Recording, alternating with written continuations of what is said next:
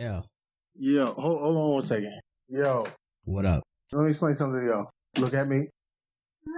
You've got 10 minutes. 10 minutes.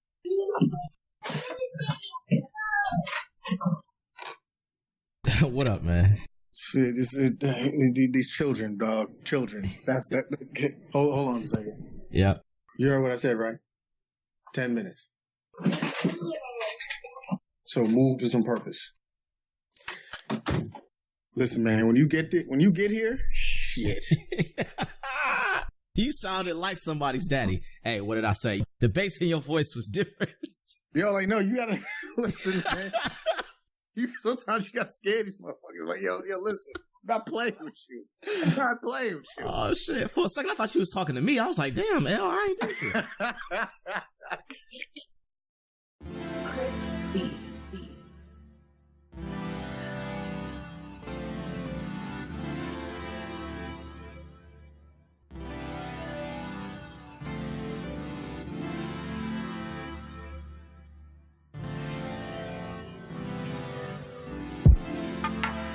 Welcome to the Book of Huey, featuring our host, Huey Booker, a.k.a. Hulito, a.k.a. El Grande Papi Chulito, a.k.a. Lil Big Daddy, the original faux Dominican, the king of unfuckwitability in all of his regal, debonair godliness.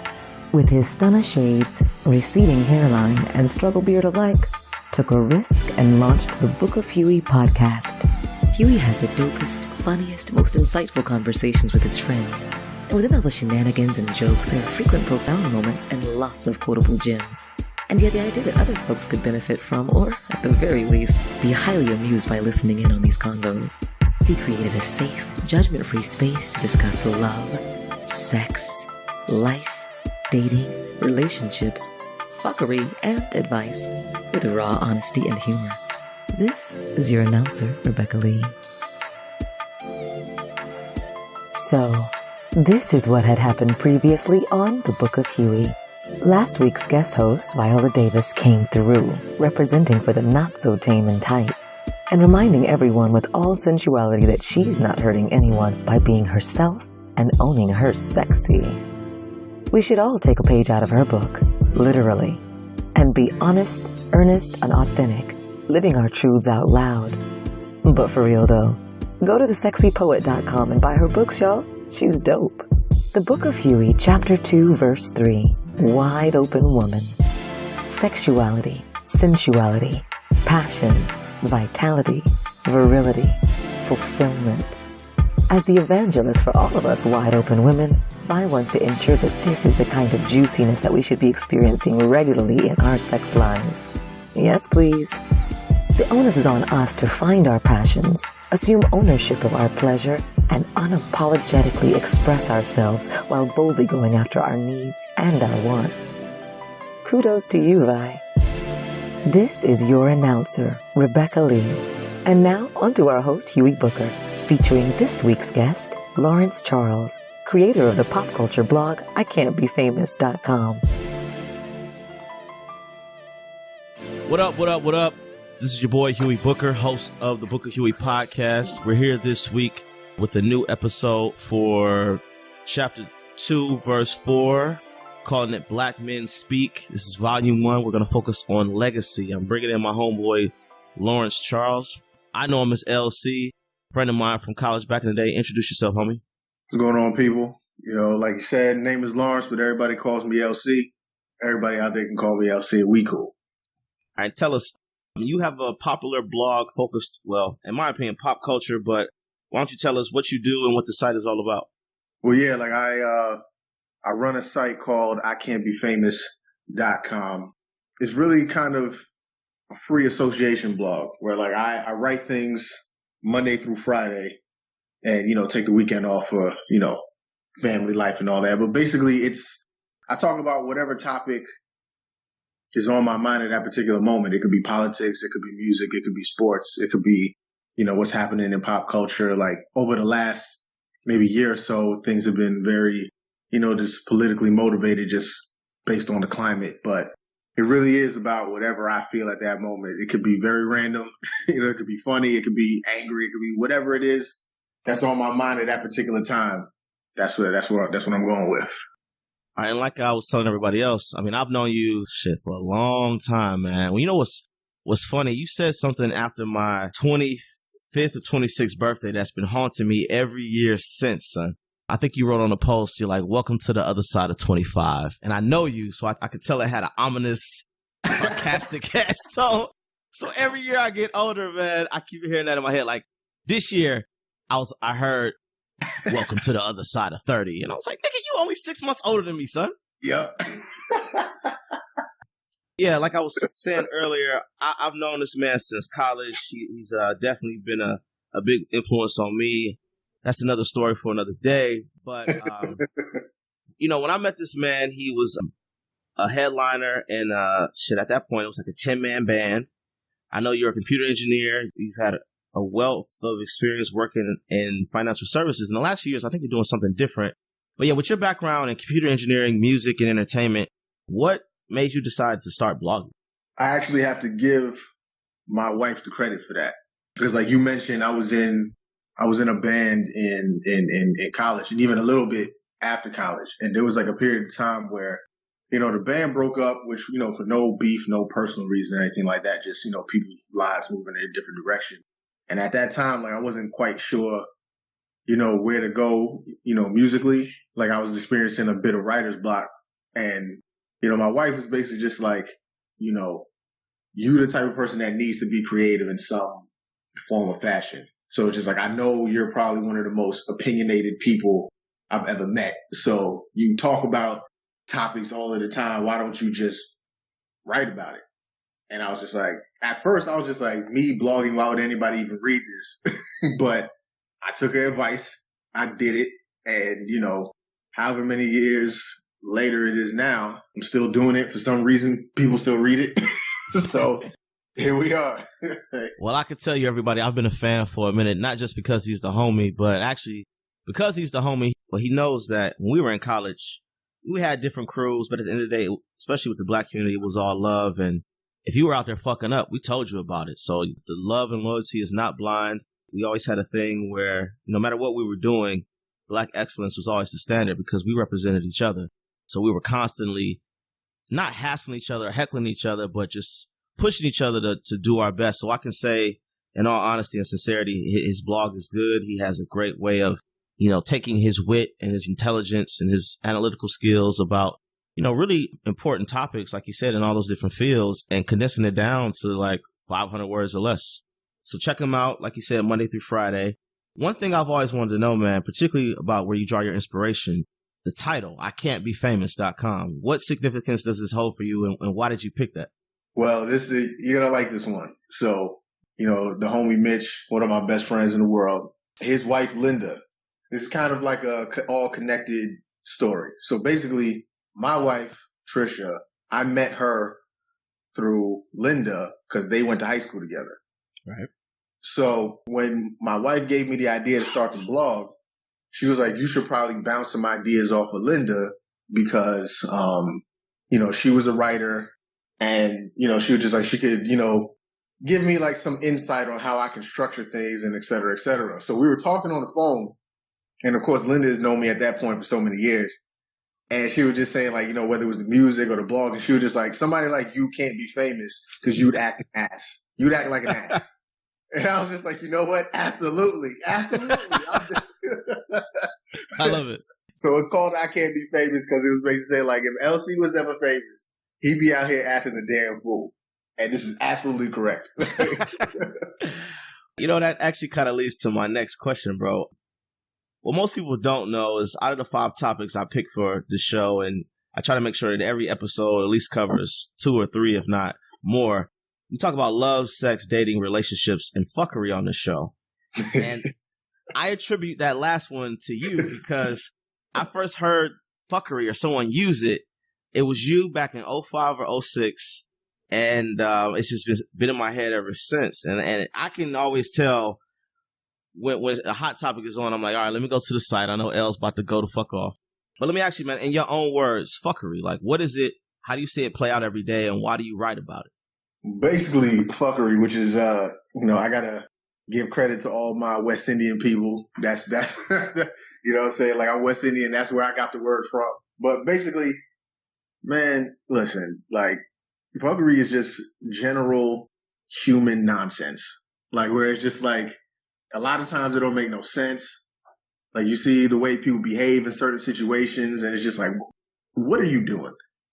And it's like, especially, like I was saying, like over the last like year and a half or so, I've been writing a lot about, politically based things. And that's mostly because like you see the way people behave out here, and it's just like, you guys can't be serious, man. Like, you can't be serious. Like, but to be fair, fuckery doesn't always mean it's something serious. It could just be like, you know what? It's Friday night. I got this handle of brown liquor. It's about to be some nonsense. You know what I mean? So it's like, it could be good, it could be bad, but it's basically just the entire spectrum of human nonsense, whether it's positive or negative. You know what I'm saying? So, and it's my favorite, it's literally my favorite word in the world. Well, bro, like you said, you're an opinionated man, and in particular with your focus on fuckery and the things that, are pop in the pop culture circles of entertainment, politics in particular.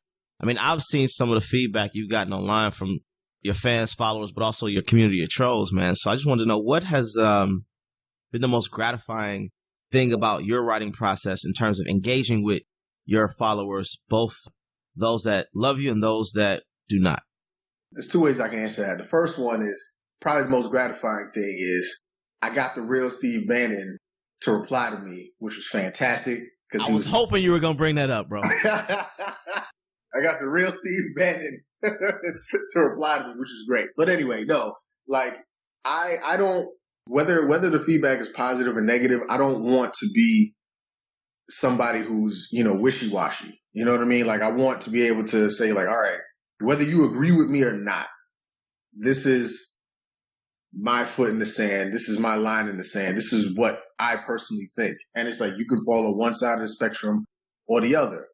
But it's all open for debate. But I never wanted to be a situation where somebody sees anything that I say or anything that I write and have to wonder about what I think and feel. Because I feel like you can't go through this life just, going with the flow, going with the wave. Like you have to have a feeling and opinion about something. But on the same token, I don't take my opinions lightly. Like before, that's the one thing about me in my writing process. I research as much as I possibly can before I say a word. Like if I don't know something, I'm not going to just jump out on the ledge and give some, half-witted opinion.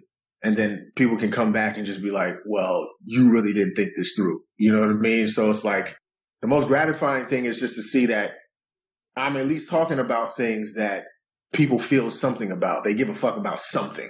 You know what I mean? And especially like, especially this time period is like, and it's because also the older I get, the more I'm just like, you know what? Like everybody has to find a way to make a stamp in some shape, form, or fashion. Like, and especially like I have kids to raise. So it's like, I can't just be out here just some wishy-washy dude who just, thinks everything is cool.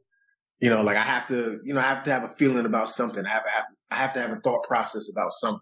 So, I mean, I just appreciate people for caring at all. Cause I mean, I know I get real intense sometimes with my statements, but it's because like, I really honestly believe every word that I say. Now, does that mean my mind can't change on certain things given new information? No. But at that particular moment in time, if you read something of mine, that's 100% what I believe. 100%. Now, with that, you mentioned your wife, you mentioned, your peer circle, your children. We both know you have a pretty serious job as a white-collar professional. But what has been the biggest challenge thus far researching and managing I Can't Be Famous? Because as far as I know, it's a bootstrap project. It's just you. It's not like you have a team of interns or folks pitching you stories. So what's been like the biggest challenge just managing that?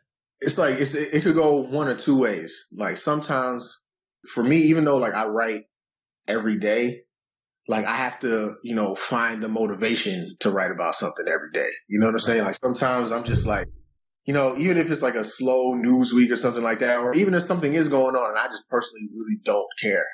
You know what I mean? Like I have to find the motivation to get out there and do something. Like, as a matter of fact, I took this last week off because like I was just drained for a second, just because like I just needed to, I just needed a quick break just to regroup. And there was a ton of nonsense going on this week that I could have written about, but I just needed, sometimes like it's like when you're at work and they give you like personal days. Like sometimes I just need a couple personal days to be cool. But on the flip side, sometimes there's so much going on. And I have so many things on my mind that it's just like, all right, I can't get the words out fast enough. But I'd much rather have that problem than I'm burned out, let me not do nothing problem. You know what I mean? So it's probably one of those two things. But, either way, we just thug it along. Now, one of the things you mentioned earlier, I was hoping you were going to bring it up, the Steve Bannon post. I don't know if it was that one, but can you think back on a topic or particular article? You put it out, like you said, it was par for the course, but then the feedback that you got from it was just more than what you would have wanted or anticipated. Not in like a bad way, but you put something out, you're like, okay, this is my stasis. This is my everyday thing. This is what I do Monday through Friday. But then there was just something that really resonated, good or bad, with your followers that you did not anticipate. Well, all right. So the first thing that comes to mind is because, like, I know you in particular, you've actually been following me from the beginning, right? So right. I know that you remember there was a period of time where I stopped blogging, completely. I never really told anybody. Well, I wrote it in like a Facebook post when I came back, but I stopped blogging because of there was one particular post that just went like it kind of threw me for like an emotional loop, and it was right after Trayvon happened. Yep. I wrote something, basically about it, just explaining that they like to point to the fact that it's like, okay, Trayvon and Zimmerman got into a physical altercation with each other. And I'm just like, well, so basically what it boils down to is your man pressed the issue with somebody he didn't know, got into a physical confrontation, ended up losing the fight and using that as justification to kill the kid. Which is like, I'm from the Bronx. People fight all the time and then go about their business. Right. Like, but there was this one particular comment where this dude literally wrote, I think, about 3 paragraphs. I don't remember word for word what he said, but it was just like a step-by-step justification for everything Zimmerman did. And like, it was one of those things where it's like, people troll me all the time and it never affects me whatsoever. But for the fact that this guy just made up in his mind that this was like some terrible seed that needed to be put down, I was just like, you know what? I don't even know if I want this type of dialogue anymore. Because the thing is, when I look at somebody like Trayvon, like, because if you remember, they started putting up pictures of him with like goals in his mouth, yep, smoking weed and a whole bunch of stuff, trying to paint him in a certain light. And it's just like, yo, look, listen, you and I went to one of the best colleges in this country, right? I worked for a variety of Fortune 500 companies, all this other sort of stuff. But if you found a picture of me when I was 17 years old, you would see me with a do-rag on, with a big old chain, talking about whatever I was talking about, right? So if you took me off of this earth at that moment in time, you could paint me as some evil villain, some evil individual, not knowing anything about me, not knowing anything that I might have been able to accomplish past that. And that's exactly what these people did to that boy. And I was just like, you know what? I'm done. I'm done. You know what's interesting about what you just said? There was a period in 2005, we were in the campus center, and it wasn't just me, you, and the usual crew. It was every black dude that from our community of 300 people. It was cats from 2005, like Junior and his crew, from the grad programs, all the way down to like the dudes that I hung with my freshman year. And we were, I think this was when like all the rape stories started coming out about the west side of campus. So there was something in the Tufts Daily where they read a description and we were all sitting there listening. And bro, I kid you not, it was hype from 5'4" to 6'6". Yep. Black male wearing jeans and a hoodie with sneakers, hair from a fade to a afro. I mean, the descriptions were so general that literally everybody from me at 5'5", short, chubby, and light skinned, to a dude who was tall and 350 pounds and dark skinned or whatever, 6'6". Each one of us fit the description, and we all started laughing. And then we all realized what we were laughing at, and we almost cried. And it was about 25 of them. And earlier, I don't know if it was that day. No, it wasn't that day. No, it wasn't. Somebody got hemmed up. No, it was the previous night. Like, I got stopped. I got stopped by the cops. They stopped me right in front of Capon House. Yep. And it was just like, yo, like, you fit some, like, description. It just, like, and I remember when they eventually found the dude. It didn't look like any of us. Wasn't he, like, 5'7", goatee, kid from, like, Pakistan or something like that? Right, he wasn't even black. He wasn't even black.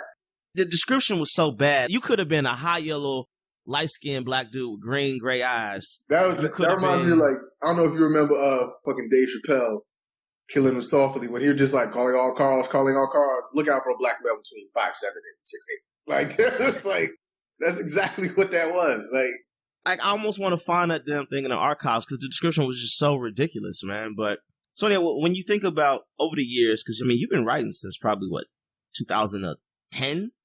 Yeah, 2010. So it was 2010, 2011, and like half of 2012. 2012 is when all the nonsense went down, and like I chilled out. Then I came back in like 2016, something like that. So it was like I literally was done was like a second, but then literally what brought me back was Philando Castile and Alton Sterling. Those two situations happened, and I was just like, I mean, even though like I'm not delusional enough to think that, you know, my voice is the thing that's gonna push culture forward or whatever, but it was more so that I knew that I had an audience of people who, for whatever reason, cared about what I had to say, and these particular moments just like basically brought me out of hiding. And I can tell you the exact moment it happened. I remember when it was Alton Sterling, and his son was crying on TV, and like all I could picture was just like, all right, I got two sons, and I couldn't imagine them crying for me the way that boy was crying for Alton. And I was just like, this is the type of stuff we're talking about, that like no kid should have to go through that type of pain. And for what? Like, for what? Just an irrational fear of us. Just an irrational fear. So it was like, so ever since then, that was like about maybe like August or so of like 2016. And I've been back at it, ever since then. Now, it's interesting that 3 separate instances across many different years of our piss poor, or the police piss poor's interactions with people that look and live just like us, got you to stop writing and then come back. So there was a period in time where you came back, and I don't know if it was 2015 or 16, but then Madame Noir reached out to you, and you were on their, I guess, web series, Ask a Black Man. And you did 2 seasons, right? Yeah. So the first season came out when I was blogging the first time. And then I came back again for the second season because they remembered me from the previous season. So like that second season was during my blogging hiatus, but like I still had good relationships with the people over there. So they brought me back, but it was cool. Yeah. Tell us how that opportunity even came up. Like what happened? Did you pursue it? Did they come to you? What was the negotiations like before it even happened? Like, what was the experience like? So my homeboy's girlfriend at the time, she got wind of the application process, and she was just like, yo, you should try out for this. So I did. Like, I put in like an application, I filled out some questionnaire. I filled out the questionnaire, like answered some questions. Like I did, I think 2 interviews with them. And then I was able to get through and got on that first season. What was it like being on these different panels of, other esteemed black men with, their backgrounds were varied, their opinions were varied. What was it like being a part of that seeing it raw, being recorded, watching yourself online, and then also going back to I Can't Be Famous and, continuing your work as a culture critic. Like, how did that experience help you continue to do what you've been doing and doing with much style and grace, homie? For me, it was cool to talk to, because when you have like your own group of friends, like, of course, you're going to surround yourself with, like-minded people and what have you. But it was cool to, be in a room of, other dudes who I didn't necessarily know that well. But if you really think about it, there's always some thread of similarity between all of us, even if we're drastically different people. A lot of us go through, maybe like similar situations and, we might interpret things differently. We might come out on the other side differently, but, there's still a certain sense of community and commonality that's cool. And the other cool part about it was we had the host was a woman and, a lot of the team that worked for Madame Noir, basically like everybody that I met, they were all, they're all women. So they were able to contour their questions to ways that's like, all right, this is kind of what we want to know about y'all. So we can keep it, upfront and very honest. And they made it a point that it was just like, we don't want you to sugarcoat anything. Like, we don't want you to feel like you need to give us the watered down version of what you really mean. Like, no, say what you really mean. And then we can interpret it from there, whether it's the good or the bad or the ugly. And I'll give you an example of that. Like I said, I did 2 seasons. The first season, I was on like the sex panel. The second season, I was on the fatherhood panel, which there's a clear line between the two. But after the first season, I did a follow-up interview where they were just asking, because of course, like some women had, questions and responses to what they saw, from our panel discussion. So like one of the questions was basically what makes men cheat, or it was something along the lines of, do men cheat because they want to, or they can't not do it? Or I forgot what the phrasing was, but it's basically boils down to like why men cheat. And my response to that was just because dudes want to. Because it's like, look, nobody can ever no woman can ever say she's got magical powers that I can just trick this unassuming dude with a 100% good heart into pulling my drawers down. Like, that's not how this works. Like, you know what I'm saying? Like, the dude wants to do it, knows he shouldn't be doing it. I'm going to do this anyway. I'm going to do this anyway. And it's just like, when you say it that plainly, that it's just like, yo, look, like, it ain't got nothing to do with you did something wrong or yada yada. It's like, nah, like, he just, listen, this chick was offering me some and I took it. Like, it's very simple. You know what I'm saying? But it's like, when you can speak that plainly, it removes all sense of doubt. It removes all questions. It's just like, listen, it's just is what it is, man. And it's just like it's really up to a dude in that sense to make the decision. Like, do I hurt a person that I care about just for however long this little fling lasts? Or am I just going to say, fuck it and fuck it? Like, you know what I'm saying? Like, well, one thing that I wanted to know is throughout all these experiences that you've had, like you said, you try to write every day, you keep up with your self-care, you take the time you need to rest. But again, you're a working professional, a husband, a father, and you manage this other passion of yours. And on top of music and all the other things that you've been doing, writing, performing, what kind of release does the writing provide for you as Lawrence Charles outside of all that stuff? Like, you're doing this for you, not for your wife, not for your kids, but what is the importance of making sure that you do it for you? What type of release does this work provide you? I think it's something that I feel like everybody needs to do. And what I mean by that is, all right, I'm a husband, so I'm responsible, to maintain a relationship with my wife, right? I'm a father, so I need to do my best to cultivate my kids as much as I possibly can. We as people in general, this goes for anybody across race, gender, whatever. A lot of people can spend a ton of time always catering to the needs of others that they forget themselves in the process, right? And I feel like, at least for me, the writing is a reminder of when I strip away any of the other responsibilities, this is still who Lawrence Charles is. This is still how Lawrence Charles thinks.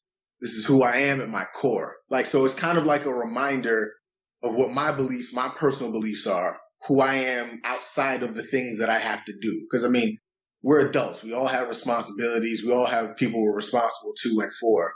But when you strip all of that down, you still have to be a person yourself. Like, your entire livelihood can't come from what you have to do for others. So if nothing else, like I say, I do a lot of research for things that I write about. I'm able to just read things and then just sit and think, how do I personally feel about this? So like, I know that like, at least my brain is still working. My heart is still working, that like, I can still have some emotional reaction or emotional connection, or I can have some actual thought process to what I'm reading. So I know that outside of the things that, I have to do for other people, that I'm still there. But in turn, that actually makes my relationships with other people better, because I know what I'm bringing to the table when I'm talking with other people. Because like, most of the stuff that I even write about, me and my wife will have a conversation about it before I even write anything. So it just knows that it's like, that type of stuff can even inform our relationship, because it's just like, all right, this is how I feel about this topic. Okay, this is how I feel about this topic. Prime example. I'll give you a prime example of that. 2017 and this year already, women have taken a huge stand when it comes to like the Me Too movement, right? Yep. So me as a dude, I was sheltered in the sense that I had no idea, to a certain degree, that women were going through such nonsense. You know what I'm saying? Because I know how I personally act towards women. So I couldn't fathom that. It's like, wait, what's the percentage of women who've been sexually assaulted? Like, that's really happening out here. This is crazy. You know what I mean? So it's like, but then I can turn around and have a conversation with my wife, and she's just like, yeah, these are the type of experiences that I've had in my personal life. And I'm just like, shit, this is really crazy out here. This is really going on out here. And it's like, so it gives me new insight into even her life besides what I knew before, while still informing how I think about the world and what my reaction to things are going to be going forward. So it's just like, it's something that's helping me cultivate, my own intelligence and my own empathy towards the outside world, but it's also informing, how I interact with other people. Because honest to God, looking at all of these topics, it keeps me informed about things. It keeps me engaged. Like, cause I know that I have to, write about something. So like, I need to know as much as possible in order to make like a legitimate stance or a statement about something. So it keeps me informed. It helps to continue building me up as a person, but then it also informs how I can interact with other people. It's been a beautiful thing all around. Now, with the importance of making sure that, like you said, out of all your responsibilities, you maintain a sense of self and your own, being in touch with your own passions and the things that help you define your own identity. But you are a married man. You are a father. So I know that these relationships are very much important to you. Like you said, cultivating a healthy relationship with your wife and setting a great example for your two sons. So for you, I have 5 topics on the show: love, sex, dating, relationships, and fuckery. With the context that you see the world as a father, as a husband, out of those 5 topics, what are 2 that resonate the most with you? Well, I can say that for me, it gave me being a husband and being a father gave me like a different understanding of what love was. Cause like, all right, for my personal history, it's like, saying my parents were divorced. My dad left when I was young. So when it comes to being a husband and being a father, I don't really have a super clear roadmap on how to do either thing. You know what I mean? So it's like, I'm feeling my way along as I go along. And I've made, plenty of mistakes along the way. But what it taught me about love is that like, love isn't necessarily what you might hear on a fucking song or see in a movie. You know what I mean? Like, where like I used to legitimately think, like, there was a period of time where like I wasn't, the most like affectionate human being, right? So I attributed that to where, other people looking at it, they're like, okay, does Lawrence even love me? Because like he's not like super affectionate and yada, yada, yada. But then I had to learn that like, all right, there's certain issues that, I got to deal with myself that are blocking me from showing people that I love them even when I do. You know what I mean? So it's just like in the context of love, I had to learn how to show that. You know what I mean? I had to learn how to really, even though like I loved people, I didn't really know how to show it to them, to express it to them. And I had to learn how to do that. You know what I mean? And I learned all of that pretty much over the course of, this relationship with my wife. And the other topics, let's see, what were the other four? Sex, dating, relationships, and fuckery. Probably the other one that relates to me the most is the fuckery, because I did a lot of that. I did a lot of that along the way, and had to basically like when you talk about like fuckery, especially in the context of like relationships, is that I wasn't always like the best human being. You know what I'm saying? I'm just put it like that. And I had to learn that. What's the best way to put this? I had to learn to, because I feel like I kept people at arm's distance. So it's kind of like this is all probably gonna fail one day. So like let me at least keep people far enough away that when it does go bad, I'm not really as affected by it. You know what I mean? So like in a warped way, that helped me justify like a lot of the things that I was doing that wasn't the best. Right. So, but I needed to go through all of that in order to come out on the other side and realize that like, all right, all of the things you're doing are nonsense and just grow up. You can't be a prisoner to whatever happened to you previously. That everything going on from here on out is your responsibility and it's on your shoulders. You can't blame anybody else for where you are in life. You can't blame anybody else for how you feel. Like you're responsible for your own happiness. You're responsible for how you treat other people. So, but I needed the fuckery in order to come to that conclusion. And I'm just happy my wife didn't leave me in the fucking process. Amen to that. So, like you said, love and learning how to express love in a way that the recipient can receive and feel that love. They can embrace your love. And then also learning and maturing through the fuckery. And like you said, being grateful that your wife didn't leave. Of all the things that you've been learning throughout the last few years of being a married man and caring about your marriage, wanting to love your wife, wanting to be a good example of leadership and love and fatherhood for your sons. When you were being interviewed by Madame Noir, they asked you what you wanted your legacy to be. And you said, I want to be known for making a tangible difference in the lives of the people I come in contact with. Why is that important to you, particularly in the context of legacy and the impact that you're going to have on the world around you? Well, because it's like, it doesn't necessarily have to be like a monetary thing at all. But what I mean by that is like, all right, we have however many years we have on this earth, right?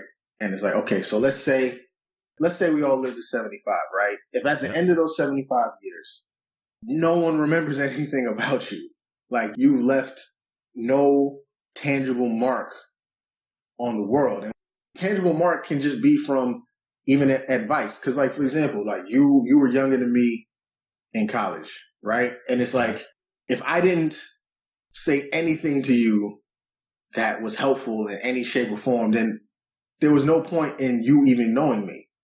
You know what I'm saying? Like if we're not able to impart some type of knowledge, some type of information, or even if you want to bring it to a monetary thing, if you didn't leave anything that somebody else can take with them and further the ball, downfield, then it's like, what were you here for? What purpose did you serve other than something that had to have been self-fulfilling? Because if you're not having some type of positive impact on somebody else, then that means you must have just lived simply for yourself. And then, okay, now that you're gone, now what?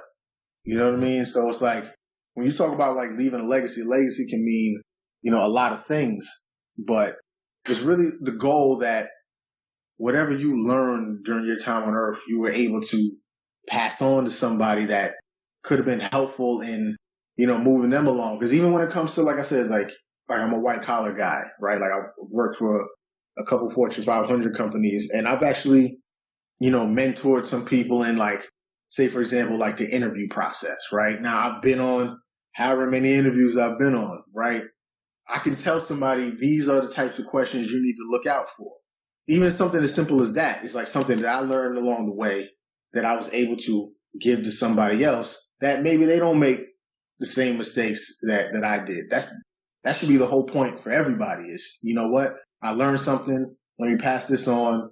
So like somebody can take it further than wherever I went. Cause I mean, like I said, I have children. So if my children aren't able to accomplish more than I did, then I failed. They aren't able to take things further than I did, then I failed. Because then what did I give them? How did I set them up to move forward if they're in the same situation that I was in or worse? Then that means I lived my life purely for me. And now that I'm gone, they're not even helped anymore. In that same Madame Noir interview, when asked about your definition of a man, you said someone who lives by his word and does his best to be a positive example to those around him. Now, as a father, which lessons do you find yourself constantly reinforcing with your sons and reaffirming for your sons? Well, for me, one of the most important things for me is that, all right, like, yeah, I went to school. I was an engineer working for all these companies, but I feel like at my core, an artist, growing up in I can't speak for everybody, but I know the West Indian parents that I grew up with, they didn't necessarily understand like the arts as much, where it was just like, okay, what does this have to do with going to school and getting a job and et cetera, et cetera? Because, they're more so from the standpoint of, all right, you got to make a living, you got to make a living, you got to make a living. Whereas they didn't really understand that they weren't necessarily fostering, my creative, aspects, my creativity, the things that interest me. So one of the most important things that I want to do for my sons is I want to be able to support them through whatever it is that they want to do, as long as it's, when I say practical, I mean, not saying that there's anything out of the realm of possibility, but it's more so that, like, if you really have a dream to do something and you really have that dream, I want to be able to support you. I don't want to shun you away from it or impose my beliefs, impose my will on you or them. Because, like, everybody has to find their own path in life. You know what I mean? Like, for example, like I talk about being a musician. Like, I have instruments around the house, keyboards, guitars. If they want to gravitate towards that, cool. If they don't, that's also cool. It's really up to you. Like my oldest son, for example, talks about being an architect. All right. If you want to be an architect, you can absolutely do that. But you have to know that there's work associated with that. And to me, the amount of work somebody's willing to put in really showcases how much they actually care about it. Because the road is never going to be easy to get to whatever you're trying to get to. But if you really do have a passion for something, you're willing to put in that extra mile in order to go do it. So it's like, yo, I'm willing to support you through whatever it is, as long as you're willing to work for it. As long as you're willing to work for it, then it's like, you know what? You're ready to roll, and I'll be there to support you every step of the way. So that's really the most important thing that I want to impart on them. I don't want to stifle them as people and just make them facsimiles of me. You don't need to be a facsimile of me. I'm not even that dope. You don't need you could be better than me. Cool. You know what I mean? But as long as whatever it is in your heart of hearts that you want to do, make sure you're willing to put in that work, and I'll support you 100% of the way. Now, on the flip side, there was a scene in Black Panther where T'Challa had went to the ancestral plane and he met up with his pops, T'Chaka. He was pretty much saying, Dad, I'm not ready to do this without you. And T'Chaka said, if I haven't prepared my children to live life without their father, then I failed as a father. So for you, what is this concept, or what is the importance of this concept of preparation and readiness for you as you raise your sons day to day? Like you said, you don't want them to go through life not recognizing that whatever they decide, there's work associated with it. But if there was a sort of one key lesson that you would want your sons to remember you for, what would that be? Well, I say for me, like, I think that was a good scene in the movie, especially because it's like, yo, look, we live our lives and we learn a ton of things along the way, right? So what's the point of us living if we're not imparting that knowledge that we've gained onto the people that come after us. That way they can avoid some of the same pitfalls that, that we, messed up on. Like, for example, like, I can tell my kids all the mistakes that I've made, in relationships. So it's just like, you know what? Don't be like your goddamn dad. You know what I'm saying? Like, yo, you can actually avoid all of these pitfalls and forks in the road just from imparting that knowledge onto you. You know what I mean? So it's like, I feel like that's what T'Chaka was trying to say, that is like when I'm not here, you should be able to carry on because like I've given you these lessons that, can carry you forward. But even more so than that, we can say what we want to our kids, right? But they see how we act even more than they listen to what we say. Because we can say X, Y, but if they know that we're not living in that way, they're more likely going to emulate the way that we're acting because they see that with their own two eyes. They're processing that themselves. And kids know, I don't know how they know when we're not 100% abiding by the things that we say. So it's like, it's way more important to live the life that we say we're going to live because that's the thing that they're paying attention to the most. So I try to live in a manner where hopefully if they get into certain situations down the road, they'll know that, okay, this is how dad reacted to it when we got into those types of things. And I'm always there to talk to them about things where there's things that they don't understand. But I also try to make sure that the way I actually move, the way I actually behave matches up with what I'm trying to tell them.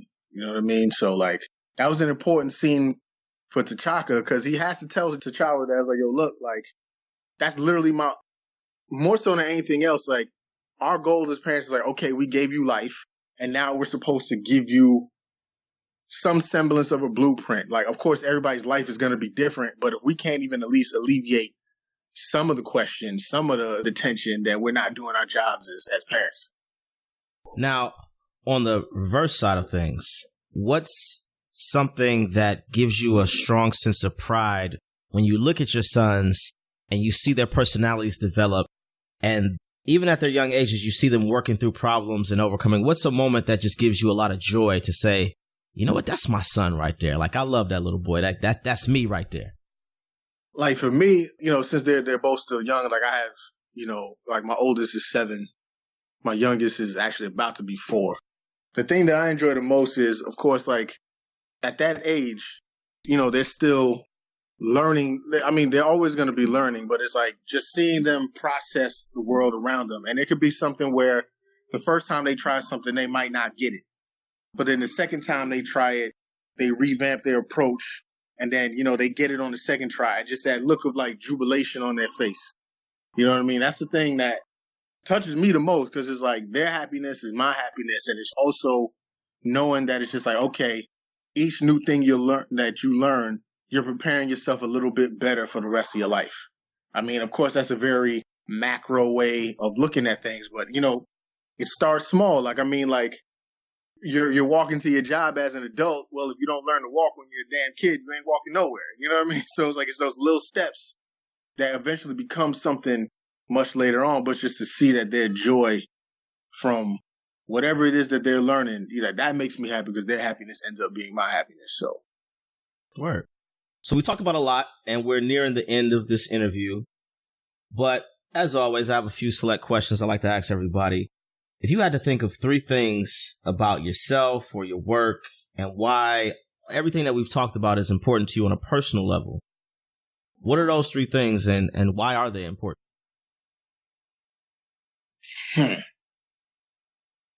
That's actually a tough question. Specialize in tough questions, homie. Let's see. What I'm trying to leave behind, the main thing I'm trying to leave behind is like, I mean, I don't know how many more kids I may have. You know what I mean? That, frankly, that depends on if you talk to my wife or if you talk to me. But, so right now I have 2 sons, and it's like, my first goal is to literally make sure that they're way better than me in every possible realm. So that's one. The other thing that I could think of is, I probably mentioned it before, but my assumption would be that everybody would like to leave some type of mark on the world. I mean, who knows what that may be? I mean, like, obviously I'm out here, writing. I'm out here, making music and all that other sort of stuff. Who knows that maybe that might not be it. Maybe it will be the impact that is created from, my kids and from the next generation, and that maybe like my impact may be whatever it is they accomplish down the line. But, ultimately we would like to know that, or at least I would, that while I was here, my life mattered for something. You know what I mean? So like those are the two things that I want to leave behind. It's just like, the most positive influence I can on my kids, and then also just the most positive impact I can leave on the outside world, So Word. That's really all I can think of, man. It's probably a terrible answer, and I'm sorry, audience. I'm sorry. Okay. That was a dope answer, honestly. I liked it. So last question, homie. Like you said, I've been not only a fan, but a stan of I Can't Be Famous out the gate when I first saw it pop across my timeline. So what can we expect from you and I Can't Be Famous in the future, man? Well, I know you have been one of the main proponents of merchandise. Hell yeah. So I actually plan on doing something with that because, a brother like me likes T-shirts. So I'll much prefer a T-shirt with my shit on it. So, so yeah, like that's one thing to do. But other than that, everybody that's listening, Monday through Friday, I'm out there. So you can check me out if you want to, yell at me if I say something stupid. It's all good. I appreciate it. No doubt, man. Thanks for having you on the show, man. I really appreciate it. Normally, I end each episode with a chapter and verse. So, again, title of this episode is The Book of Huey, Chapter 2, Verse 4, Black Men Speak, Volume 1, with an emphasis on legacy. What would your concluding thought be for this week's chapter and verse, homie? Under all circumstances, be yourself. That's really it. I feel like a lot of the problems people have is just that, it's hard for people to accept who they are. When you accept who you are, it's easier for you to interact with the world around you. No one can tell you who you are. No one can take you for granted. No one can take advantage of you when you at your core know who you are and what you stand for. So do that. And on that note, I know who I am, so I'm going to go get me a beer. That's what I'm doing. Well, speaking for myself, man, it would just be a word of appreciation. Even though we're not that much far apart in age, you were 2 years ahead of me in college, and honestly, a lot of the tricks of the trade of what you shared with me on how to, navigate campus successfully as a young Black brother from the hood, which is very different. We had a very small Black community at Tufts. We had an even smaller community of Black people at Tufts who were from the ghetto. Your lessons and those of the other members of the crew were very impactful. And, honestly, man, I made it a point every year thereafter to make sure that I reached out to other folks that were in a similar situation to get them the keys of the kingdom as well. So for me to you, man, just a word of thanks and appreciation for being a big brother, looking out for me, and even now being a great mentor, like you said, staying true to yourself, being a dope husband, being a dope father. And in many ways, watching you over the years with I Can't Be Famous, I've been, not to say biting off of you, man, but being inspired by you right now with the Book of Huey. So just thank you, homie.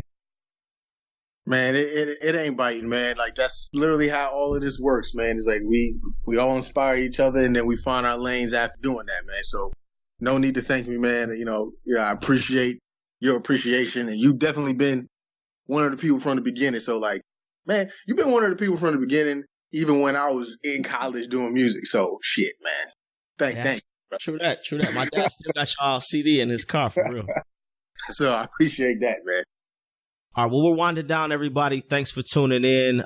You can, again, reach out to my boy LC at ican'tbefamous.com. Check him out on Instagram. All of his information in his bio is on our website at thebookofhuey.com. You can check us out, again, at thebookofhuey.com. We're also on Facebook. I have a fan page, a discussion group, Instagram, Twitter, all at The Book of Huey. Be sure to tune in on YouTube, Stitcher, Castbox, SoundCloud, iTunes. We got it all. Thanks again, everybody, and catch you next week. Yes, sir. On behalf of the Book of Huey podcast, thanks for tuning in. Talk to you next week. This is your announcer, Rebecca Lee, signing off. And remember, folks, under all circumstances, be yourself. When you embrace who you are, know definitively who you are not, and are firm on what you stand for, no one in this whole wide world can make you doubt yourself, take you for granted, or take advantage of you. As his tagline says on ICan'tBeFamous.com, God bless internet thuggery.